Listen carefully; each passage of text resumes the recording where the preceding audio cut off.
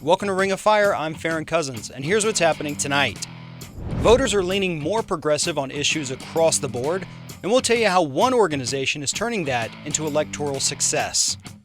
Voters want progressive policies, and that's where we need to focus. Joining me now to talk more about this is Steve Cobble, the co-founder of the Progressive Democrats of America. Steve, the Progressive Democrats of America hasn't been around for too long, but you guys have really been on the forefront of a lot of huge progressive issues, the issues that voters are actually concerned about, not things like cutting corporate tax rates, but, tackling issues that affect all of us. Take us back to the beginning. How did the group really get started, and what were some of the issues you tackled at the time? Well, thanks, Farron, and thanks for having me on the show.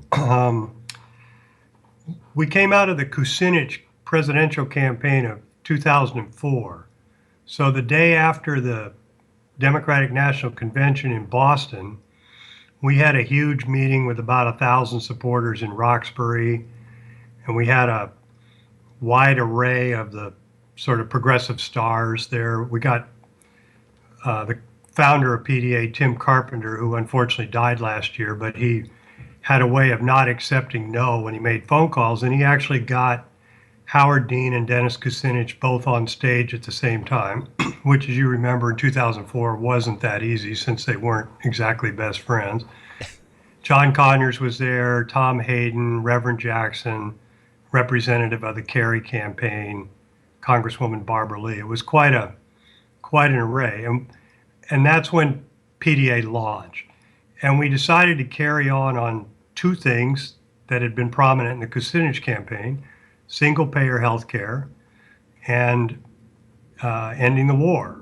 So the slogan with which most people probably know us, if they've heard of us, is health care, not warfare, which we've continued to use, unfortunately, since these wars never seem to end, and we still don't have single-payer. We've continued to push that for now 11 years. So when it comes to single-payer health care, that was something that was originally talked about when the Affordable Care Act was, being debated, being developed. And then we had interference from Republicans. We had interference from the healthcare industry, interference from the pharmaceutical industry. And so they won the day, so to speak. But that concept, that idea of single payer has still not gone away. In fact, we just spoke earlier in the show. The majority of Americans would support a single-payer system or a Medicare for all system, basically giving us choice. So, today, how are you continuing to push that issue out there? Well, what you say is exactly correct, and it's been true for a while. It's a great example of one of those issues where the voters want one thing, the public wants one thing, and the big money wants something else. And as you know, over the last several decades, both parties have moved further and further into the pocket of big money and further from the voters, which of course is the opening that Bernie Sanders is exploiting right now in his presidential race. But when the healthcare fight came up in 2008 and 2009, and of course during the Kucinich Dennis's second run, he continued to talk about single payer, and the other candidates continue to duck it. But as you say, Medicare is one of the most popular programs in the United States. Everybody that's on Medicare seems pretty happy with it, and Medicare for all tests very well when you poll. And we already know how to do it. All the countries of Europe have done it, and of course we do it with everybody over 65. I just turned 64 a couple days ago, so sometime in the next year, I have to file for Medicare. And it's a simple process. Even a technophobe like me will probably be able to figure it out. And millions of Americans have single payer. Elderly people have it, veterans have it, and they don't want to give it up. And, one of the things I love about this organization is that it's about pushing these ideas, Right. And we saw in 2014 a lot of really good Democratic candidates were defeated. So we lost some presence. Obviously, Republicans now have majorities in the House and Senate.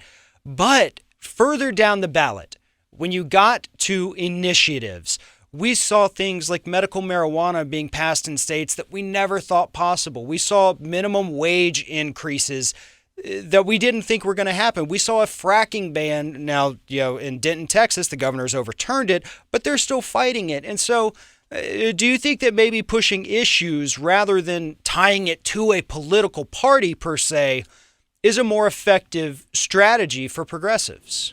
I think you're absolutely right. I mean, I was on the Jesse Jackson for President campaign, so I come out of the idea of a rainbow coalition of voters is the path to success for the Democratic Party. The problem is in the off year, it's harder than in a presidential year to get large chunks of our voting base to vote. 2014 was such a year. You would think in that kind of a year, you would emphasize issues even more than normal so that you would galvanize and excite your base so that they would turn out in a non-presidential year rather than playing it safe and going with the smaller electorate, which we know favors the Republicans. Republican base is older, it's whiter, it's wealthier, and all of those characteristics correlate with heavier voting. In the off years, more than even in the presidential years, we should be stressing exciting issues that make people vote, like, as you say, minimum wage, which carried in South Dakota and Alaska, or the marijuana initiatives, which carried all over the country. I mean, these are things that young people, African Americans, Latinos, they'll actually come out and vote for. And some of the less exciting Democrats are not people that they want to come out and vote for, as was shown in 2014, unfortunately. Right. I mean, we had people like Bruce Braley who get defeated by Joni Ernst. I mean, to me, that still blows my mind when I think about it. When you listen to Joni Ernst talk, you can't believe that this woman ran a successful campaign for Senate. But, well, she can castrate pigs, so yeah, that's key. And while we're talking about campaigns, I do want to switch gears a little bit. The progressive Democrats have been very instrumental in the campaign of Bernie Sanders. Take us back on that history, because for the longest time, those of us deep inside the progressive movement, we so wanted to see Bernie Sanders run or an Elizabeth Warren run, because it was so far against the grain, not establishment, not beltway. It was people speaking for the people. And then we didn't think we would ever get a Bernie Sanders campaign. We have one now. It's flourishing. It's surging. It's doing great. And the Progressive Democrats of America did a wonderful job of making that happen, didn't they? Well, we did. And to pat ourselves on the back, we were with Bernie before Bernie was cool, as the country song goes. About a year and a half or 2 years ago, we made a collective decision to start pushing Bernie to run for president. We had heard through the grapevine that he might be interested, that he thought these issues that you've been talking about, the wind was behind us right now. The gap between what voters wanted and what Wall Street was demanding had grown so big that Sanders felt correctly that people might listen to the things he's been saying now for 30 or 40 years. And we agreed with that. The problem was when somebody tries to run for president, they immediately face money questions. Will people turn out to listen to me? Can I get taken seriously? Or if I don't do well, will I end up hurting the things I care about? Bernie was very worried about those. So PDA set out to make sure that Bernie Sanders got a hearing. And I was impressed by the work that a lot of our colleague organizations did around the Ready for Warren campaign. I think they did excellent organizing, and they did as good as they could to try to convince her. I personally was never convinced that she was obsessed with being president. In a way, she's a little too normal to want to take that on, and which is something we should be happy about, actually.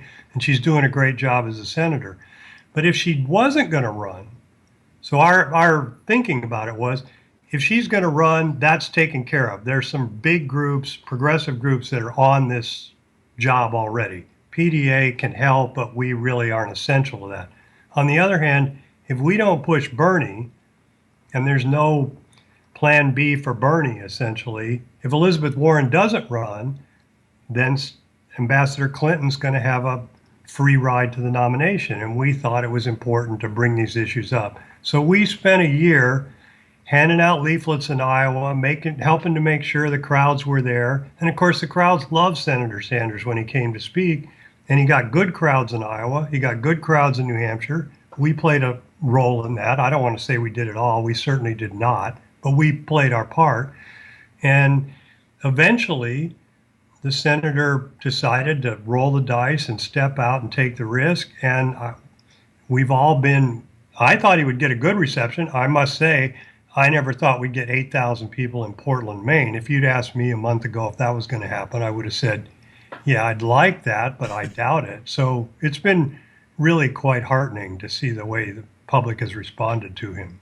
I think one of the things that really draws the public into somebody like Bernie Sanders, just like they have been with Elizabeth Warren, is the fact that he talks about these issues and he doesn't stay straight-faced. He doesn't just sit up and say, we have a problem and this needs to be addressed. He gets animated and he gets angry, and you see the passion and the concern and the empathy that he has for people in these situations. I mean, we did a segment a few weeks ago where we discussed the fact that, relatively speaking, he's considered one of the poorest U.S. senators. He's not a member of the elite. He truly is a person of the people, by the people, for the people, because he's there with them. He understands it and he gets it. Now, do you think that sincerity that he has, I mean, and decades of voting records, is that helping people to identify more with him in spite of, people like Claire McCaskill saying, why aren't we talking about him being a socialist?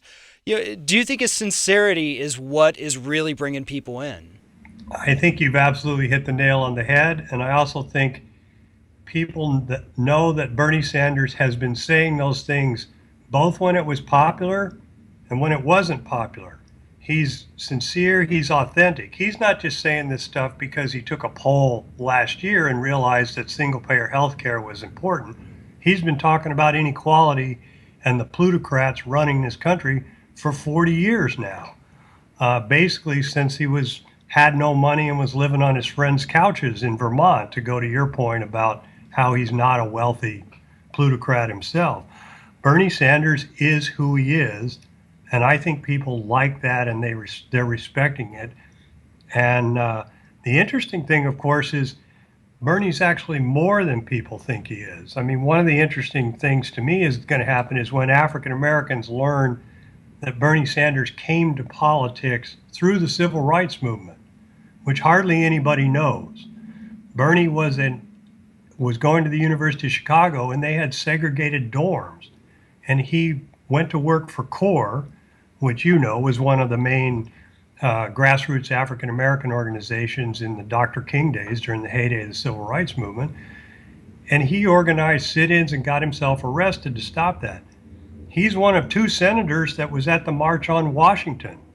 The other one, which will probably surprise you, it surprised me, it was Mitch McConnell, who actually in those days apparently was a liberal Republican. He's regressed the same way his party has. But Bernie stayed the same person he was in many ways in 1963.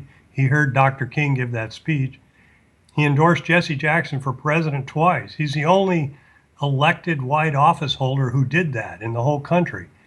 These are things the African American community doesn't know about him, and they're at least going to be intrigued when they find that out. And I think there's going to be an opening here that people don't quite grab for him to make the case that he's, they're trying to put him in the Howard Dean slot, and he doesn't really belong there. One of the things I love is anybody who's been in politics for a long time, you ask people, people ask you, oh, what do you do? And you say, oh, well, I work in politics, I cover this. Or they say, oh, all politicians are the same. They're all a bunch of liars. They're all a bunch of cheats. And here we finally have a candidate who breaks all of those old tropes about politics. And my hope for Senator Sanders and his campaign is that people do start to wake up and realize that this is somebody that is different. This is somebody who, yes, he's been in Washington for a long time, but as you just pointed out, he hasn't changed. He has remained true to his personal beliefs. He's remained true to all of his campaign promises. Now, obviously, he's put forward a lot of great ideas in the Senate. Unfortunately, opposition has prevented most of those from taking shape. But so in about a minute and a half that we have left here, the great work of progressive Democrats, the great work of the Sanders campaign, what can our viewers do to help you all? Well, they can go to www.pdamerica.org or to www.pdafund.com.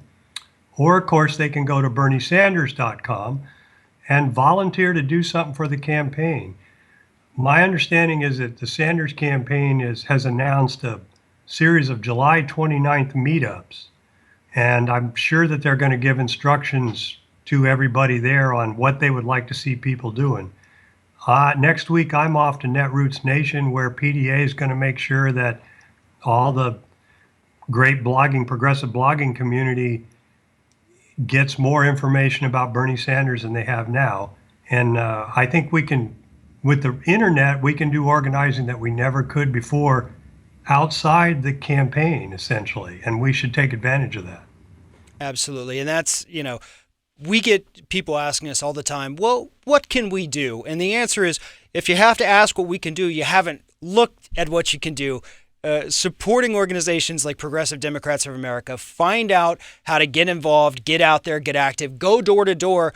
Those things seem like a simplified response, but that truly is how we're going to enact change in this country. Progressive Democrats are doing a phenomenal job with it. Steve Cobble, thank you so much for being with us today. Thank you very much. And Ring of Fire Radio is one of those examples, too.